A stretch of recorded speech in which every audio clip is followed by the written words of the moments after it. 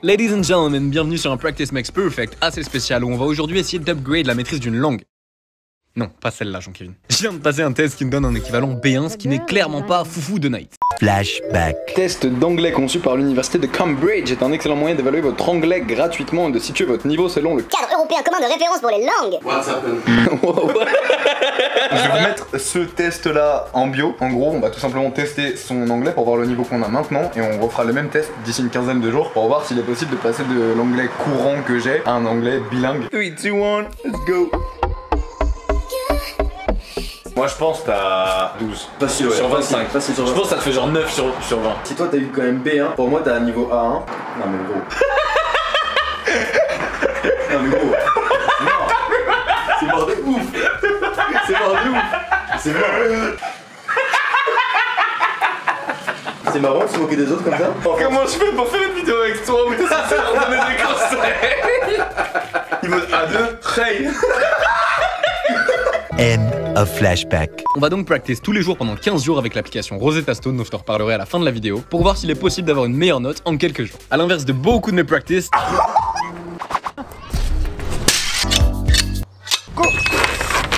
c'est pas très entertainant de regarder un youtubeur allongé dans son lit prononcer des phrases en anglais. The game is ending. The game is ending. Du coup, je me suis dit que j'allais peut-être profiter de cette vidéo pour te donner tous mes tips pour que tu puisses toi aussi practice intelligemment. Let's go! Hey. Les meilleures méthodes pour apprendre l'anglais selon moi, c'est vraiment d'apprendre tous les verbes irréguliers, flix, flax, flux, plus toutes les conjugaisons de temps possible, le présent, le futur, le passé, l'impératif, tout ça, d'apprendre ça par cœur sur un cahier de vacances. Ceci est, comme tu t'en doutes, totalement faux. Ah oui, comme tu le sais si tu me suis un peu, il y a plein de petits mots anglais qui bifurquent à chaque fois dans mon vocabulaire. Welcome to l'inconnu. Tout simplement parce que je parle couramment anglais. Donc j'ai pas un anglais bilingue, j'ai un anglais courant qui veut simplement dire que je peux me débrouiller dans un pays anglophone. Je l'ai déjà fait notamment 3 mois à Bangkok pendant ma période mannequin, 2 mois à LA par-ci par-là en vacances. Et je kiffe parler anglais. Donc bref, je sais que je l'ai en courant parce que j'ai tout le temps des discussions avec des gens qui eux sont natifs. Bref, vous me demandez souvent comment j'ai fait pour avoir un bon anglais et qu'est-ce que je vous recommande de faire. On va donc voir ensemble aujourd'hui plein de points qui vous permettront vous aussi de, j'espère, développer votre anglais. Pourquoi pas une autre langue hein, parce que ça s'applique de la même manière. Are you ready? 3, 2, 1, let's go! You never know how strong you are until being strong is the only choice you have. Et un petit peu de la même manière que j'affectionne particulièrement ce proverbe, je pense que pour apprendre une langue, il n'y a rien de mieux que d'être obligé de se faire comprendre. Step number 1, oblige-toi à parler anglais le plus possible, le plus souvent. Et des fois, fais-toi des trips à t'obliger vraiment à te dire ok, pendant 1 heure, je ne parle plus français, je pense anglais, je parle anglais, je respire anglais. You know what I mean? En sachant que tous les tips que je vais te donner là, c'est mes tips à moi. Genre, je pourrais te dire va lire des livres, va à l'école et tout ça. Je vais te dire personnellement ce que j'ai fait et ce que mon entourage qui parle aussi bien anglais te recommande, mais ce ne sont que nos conseils personnels. Le truc qui est stylé quand tu vas t'obliger à parler anglais, il te rendra compte de beaucoup d'erreurs de prononciation, de grammaire, de conjugaison chez toi et chez les autres. Your attitude is not just. Qui c'est qui a dit ça? Parce que ils vont forcément essayer de te répondre en anglais si tu les abordes en anglais. Et en vrai c'est marrant de, je sais pas, juste au restaurant de dire hey, what's on the menu for tonight? Il y a le serveur qui va se positionner en mode ah merde c'est un anglais, ok. Et il va dire ok so today we have this. Et petit à petit ça va te faire comprendre des trucs. Personnellement ça m'arrive très souvent de switch en anglais, souvent en soirée quand j'ai envie de changer la dynamique de la soirée. Dès que j'en ai un peu marre ou que je me fais chier, je débarque et c'est plus salut c'est Tristan, je fais des vidéos sur YouTube, c'est hi I'm Tristan I'm from LA. Il y a tout qui change, vraiment il y a tout qui change. La manière dont les gens viennent te parler c'est différent, la manière dont les gens te répondent c'est différent, les sujets de discussion que vous abordez sont différents et en fait je trouve ça super enrichissant parce que tu peux transformer une soirée nulle avec une ambiance nulle dans un truc super cool et éducatif qui va te permettre de mieux parler la langue que tu souhaites. Tu captes? En option qu'il est possible de mettre en place sur ce point là, c'est de changer la langue de ton téléphone. Tu sais ce qui se passe quand tu vas sur Instagram ou quoi, mais quand tu vas voir que par exemple nouveau message ce sera new message, stockage ça deviendra storage, tout ça dans ta tête tu vas assimiler ça en fait, tu t'en rendras même pas compte parce que ce sera de l'inconscient tu vois. Point numéro 1, oblige-toi à parler anglais. En option tu peux aussi switch ton téléphone de langue.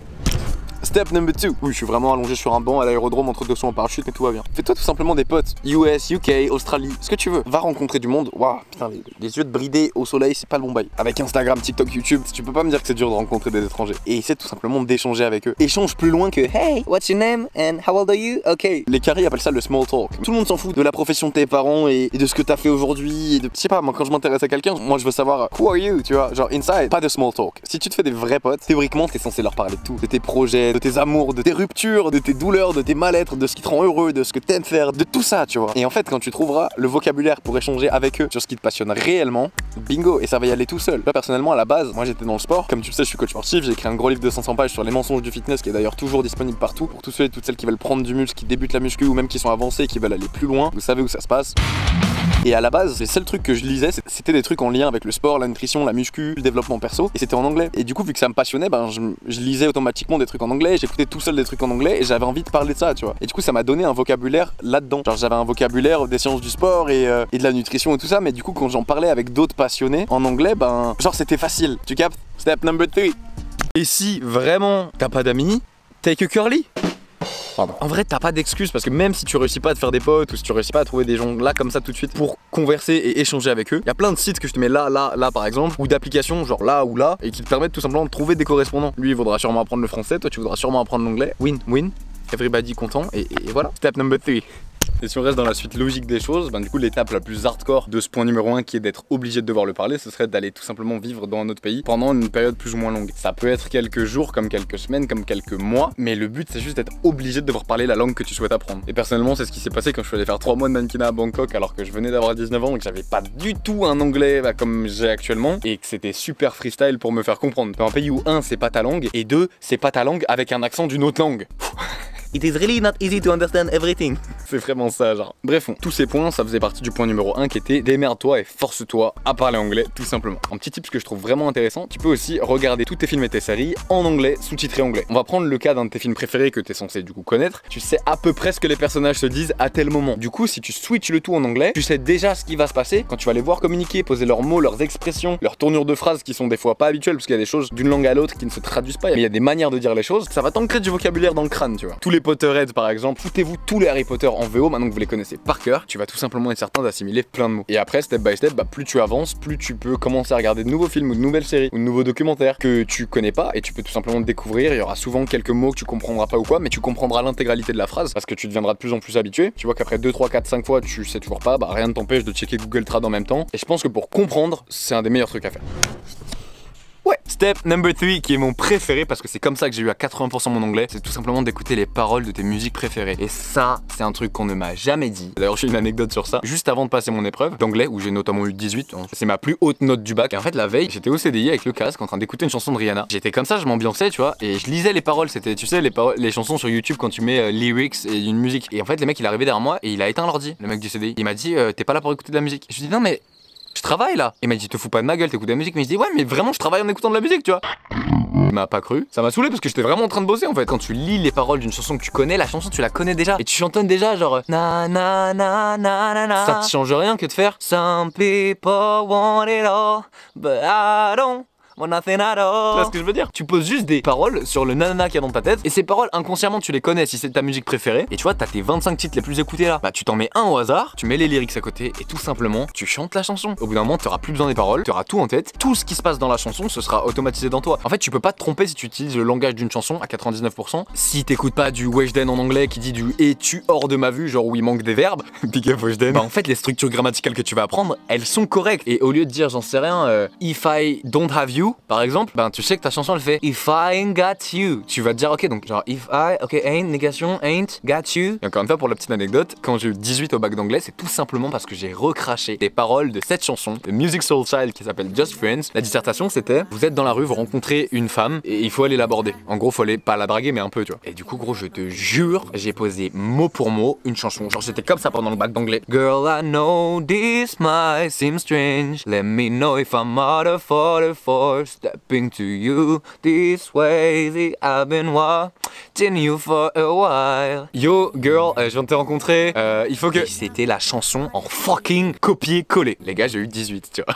Je vous dis pas de copier-coller des phrases que vous entendez mais je vous dis que si vous mettez des mots sur les chansons que vous préférez, bah instinctivement vous allez retenir les structures grammaticales, les expressions, les trucs qui se disent, les trucs qui se disent pas parce qu'il y a des expressions qui ne se traduisent pas tu vois. Nothing can stop me, I'm all the way up. Le all the way up on n'a pas la traduction littérale en français. Tout le chemin up, genre en haut, va éclater, tu vois, y a pas. Plus tu vas chanter tes chansons préférées, plus tu apprendras toutes ces expressions, toutes ces tournures de phrases, toutes ces raccourcis aussi. Perso, j'écoute beaucoup de Drake et Drake il aime bien raccourcir des mots et entre guillemets en créer d'autres, tu vois. T'auras juste plus aucune question à te poser par la suite quand tu seras en conversation avec un gars et tu sortiras naturellement des expressions qui sont correctes et c'est tout. Donc voilà pour mon point préféré, step number 3.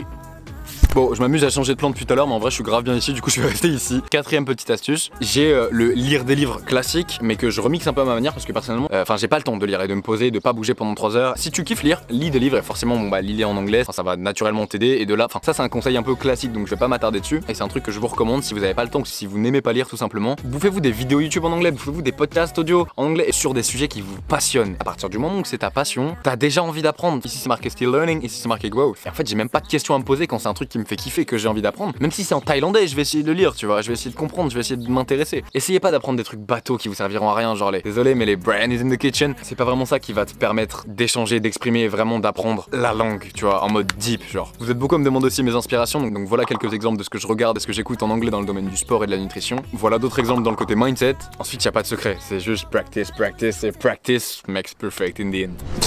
Monsieur Fonbonne ici présent, plus besoin de le présenter sur cette chaîne, vous l'avez déjà vu partout ici. Et c'est, soit dit en passant, à cause de lui ou grâce à lui qu'on est là en train de faire des petits backflips en sortie d'avion. Petite option dans la continuité des vidéos YouTube et des podcasts audio. Se frotter à une langue quotidiennement, c'est excessivement important. Tu l'as peut-être dit, mais pour moi, une langue, c'est use it or lose it. Vous pouvez pratiquer pendant plusieurs mois, vous dire ouais, super, je maîtrise. Si vous arrêtez du jour au lendemain de pratiquer, vous êtes confronté à la logique de la langue. Progressivement, bah, vous en avez plus besoin, donc votre cerveau va se tout simplement débarrasser des connexions synaptiques et des habitudes de maniement d'un certain langage et d'une certaine gymnastique grammaticale que vous n'utilisez plus. Et ça va se perdre. Donc le but du jeu, c'est d'essayer, coûte que coûte, de rester en contact le plus longtemps possible et le plus fréquemment possible avec la langue.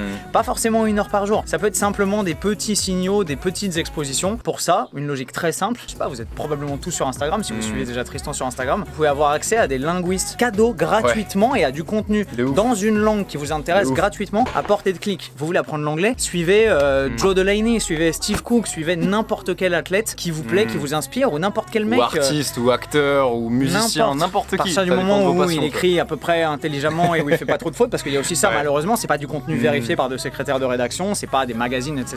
Mais ça peut être super utile. Et mine de rien, à force de lire 3, 4, 5, 10, 15 descriptions ou captions de photos sur Instagram, ou de regarder des stories, d'entendre les gens parler, c'est excessivement important. Vous avez la gymnastique de la langue qui va vous rentrer toutes les expressions idiomatiques qu'on utilise, qu'on voit pas forcément à la fac, à l'école ou dans les bouquins. Vous allez voir comment les gens de votre âge parlent, comment ils interagissent dans leurs groupes sociaux, etc. Et c'est mine de rien extrêmement valable et extrêmement utile. Ça revient à ce que je disais tout à l'heure, genre choper ce qui vous passionne et du coup naturellement choper aussi les gens qui vous inspirent et qui vous passionnent et si possible dans la langue que vous souhaitez apprendre et après ça va tout seul. Mister Fonbonne parle couramment plein de langues, t'en as combien toi? Couramment c'est un gros mot. Couramment français, anglais, espagnol et un petit peu de russe qui me reste de mes aventures en ex-URSS, au Kazakhstan, en Russie, etc. Et un petit peu de thaï depuis mes voyages en Asie et depuis que je l'apprends surtout activement. Point numéro 4, ça peut être sympa, d'apprendre tout simplement, de prendre des cours. Ouais, c'est très bête mais beaucoup de gens aujourd'hui avec la dynamique des réseaux, etc. se disent qu'on peut s'inventer polyglotte en claquant des doigts. À moins que vous soyez très autodidacte, ce qui est un peu mon cas, mais même en étant très autodidacte, vous arriverez jamais à choper la subtilité de la gymnastique linguistique, de la grammaticalité d'une langue et de comment manier certaines sonorités. Il y a beaucoup de trucs qui s'apprennent malheureusement pas dans les bouquins. Sur les langues latines, pour nous, sur les langues avec lesquelles on est relativement familier, si vous parlez déjà un peu l'espagnol, apprendre un peu de portugais ou un peu d'italien, ce serait relativement simple. Mais pour un francophone, passer au russe, au thaï, au chinois ou au japonais, ça va être beaucoup plus difficile. Et moi pour ça, pour réapprendre le thaï maintenant, j'ai une prof et j'ai 2 heures de cours toutes les semaines. C'est un atout exceptionnel parce que j'ai grâce à elle réussi à maîtriser des subtilités linguistiques que je devinais ou que j'arrivais pas bien à cerner depuis maintenant 10 ans que je fréquente le thaï ou que je le touche un peu du bout des doigts. Quand vous avez une prof, vous avez une question, vous la lui posez, elle vous explique pourquoi, elle vous donne le contexte, elle vous donne la construction, la logique de ce qui vous posait problème et après ça rentre beaucoup plus facilement. Ouais, et c'est un investissement surtout, genre tu t'investis ton temps, t'investis ton argent, mais au final c'est un des trucs les plus optimaux que tu puisses faire si vraiment tu veux upgrade l'apprentissage d'une langue. Personnellement, j'ai jamais pris de cours en anglais parce que je m'en suis toujours bien sorti, mais c'est pour ça qu'il y a plein de fois où je fais des erreurs bêtes que si j'avais un peu optimisé le truc, je pourrais éviter, tu vois. Donc voilà, ça dépend de si tu veux l'avoir en courant, si tu veux l'avoir en bilingue, si tu fais du commerce et t'as besoin vraiment d'avoir quelque chose de super carré pour écrire des mails super carrés, ou si tu souhaites juste te parler dans la vie de tous les jours, te débrouiller à Londres ou à LA, tu vois. Après la complémentarité de être dans un pays et pratiquer une langue et prendre des cours en même temps, c'est ce que je faisais quand j'étais au Kazakhstan, c'est exceptionnel. C'est-à-dire que toute la journée vous êtes dans un pays où vous faites tabasser la gueule avec des linguistes qui sont natifs, où vous comprenez rien, où vous êtes confronté aux panneaux de signalisation, vous conduisez l'ensemble des consignes, tout étant dans la langue locale, en russe pour moi à l'époque. Et le soir, vous prenez 2 heures de cours avec une prof, et là, vous ressassez tout ce que vous avez vu. Vous dites, attendez, à midi, il y a un mec qui m'a dit ça, moi je notais tout, j'avais un dictaphone. Les gardes du corps à l'entrée de l'ambassade, les mecs me disaient, Vsivodo brava. Je disais, oh, ça veut dire quoi? Je l'enregistrais, et le soir, je montrais à ma prof, elle me disait, ah bah, ça veut dire ça s'utilise dans tel type de contexte, il t'a dit ça parce que t'es plus jeune que lui. Bref, c'est extrêmement enrichissant et super intéressant à pratiquer. Et le soir, tu vas au resto, tu ressors après en soirée et tu repratiques ce que tu viens d'emmagasiner. C'est un dernier truc que j'avais marqué sur ma petite fiche, mais avant d'intellectualiser des choses, il faut les comprendre. Et quand tu les comprends, que tu les ressens, après c'est beaucoup plus simple de les intellectualiser. Au lieu de faire l'inverse, et malheureusement ce qu'on nous fait souvent bouffer en cours, en mode ferme ta gueule, t'apprends tes verbes irréguliers et t'apprends tes conjugaisons, tu comprends pas, mais juste tu les apprends. Et du coup c'est beaucoup plus dur dans ce sens là, tu vois. Donc ressentez d'abord, pratiquez et ensuite practice makes perfect. Thank you boy pour l'apparition. Un peu mon gros. Je te laisse aller faire tes backflips dans l'air. Je pars en comme ça. Allez. Step number 5, 6 or 7, I don't even remember because it's been a while. Pour vous ça fait quelques secondes, pour moi ça fait quelques jours depuis le dernier plan. Je pense qu'il était temps que je vous présente le partenaire de cette vidéo, qui est tout simplement une des applications leader dans l'apprentissage des langues, qui te permet d'apprendre avec une seule application 24 langues, donc le ratio est plutôt cool. Cette app s'appelle Rosetta Stone et perso ça fait 16 jours que j'utilise tous les jours. Tous les jours je fais mes petites leçons, je me bouffe ma petite notif à minuit quand je me pose dans mon lit en mode hey t'as pas fait ta leçon aujourd'hui, je suis là en mode ah oui c'est vrai. Je vais faire mes petites leçons de vocabulaire ou de prononciation et je tourne 15 jours pour devenir bilingue en pensant pouvoir devenir bilingue en 15 jours, chose qui au final s'avère être un peu plus complexe que ça. En version brève, Rosetta Stone existe depuis plus longtemps que moi je suis sur cette petite terre et c'est vraiment une application super stylée qui pourra te permettre d'apprendre plein de langues de manière super intuitive et super immersive. C'est-à-dire qu'en fait t'as pas de traduction mot à mot à faire, t'as pas de verbe irrégulier ou de syntaxe relou et nul à apprendre ou tous ces trucs que j'ai jamais aimé. Comme tu l'as compris, il y a beaucoup de choses que j'ai pas aimé à l'école, mais en gros c'est un peu comme un jeu pour bébé dans le sens où tu dois connecter des images avec des mots dans des situations données. Et si de base tu te connectes et que tu coches la case voyage, bah tu vas apprendre dans des situations du voyage, genre t'es là, t'es perdu dans ton aéroport et tu cherches un hôtel, t'as besoin de parler à une hôtesse, je sais pas, t'essayes de checker les trains, les correspondances, tout ça. Si t'es plus dans le côté business, tu vas être là, tu vas devoir demander une augmentation à ton patron, tu vas devoir essayer de résoudre des problèmes un peu plus techniques. Enfin, c'est vraiment fait pour tout le monde et la méthode d'apprentissage est super cool. En plus, grâce à ton micro, tu vas pouvoir parler et le logiciel va te mettre des grosses punchlines si tu prononces mal, si t'as un mauvais accent, si t'as une mauvaise intonation. Et ça, c'est super cool parce que, comme te le disais tout à l'heure, Antoine, pour apprendre une langue, c'est vraiment use it or lose it. Et j'ai un peu du mal avec toutes ces méthodes qui te font que progresser sur le plan écrit, mais qui font qu'au final, t'es éclaté au sol à l'oral. Pour ceux qui voudraient aller plus loin, je vous laisse checker le premier lien de la bio qui vous offre moins 50% sur votre abonnement premium. Donc, si vous voulez investir pour optimiser l'apprentissage d'une langue, vous savez où ça se passe. Et sur ce, femme, merci d'avoir checké cette vidéo. J'espère qu'elle vous aura été utile. J'ai failli oublier le test final parce qu'à la base on en oublierait presque que cette vidéo elle était là pour me faire progresser moi. Donc j'ai refait un test tout à l'heure qui me donne un équivalent B2, à savoir que c'est des tests qui ne sont pas officiels, ça permet juste de te situer un petit peu dans une moyenne assez générale. Mais on peut noter une progression et c'est ce qu'on est venu chercher avec ce Practice Makes Perfect. Si on est passé du niveau entre guillemets B1 à B2 en 2 semaines, on peut peut-être passer en 2 semaines du niveau B2 à C1 et peut-être après du niveau C1 à C2 qui est le niveau où t'es officiellement bilingue. Donc on n'est toujours pas bilingue en 2 semaines mais au moins on a progressé et c'est ce qu'on cherche. On se retrouve dimanche prochain à 20h pour une grosse vidéo aka 72 heures pour sauter seul en parachute. Have a good day!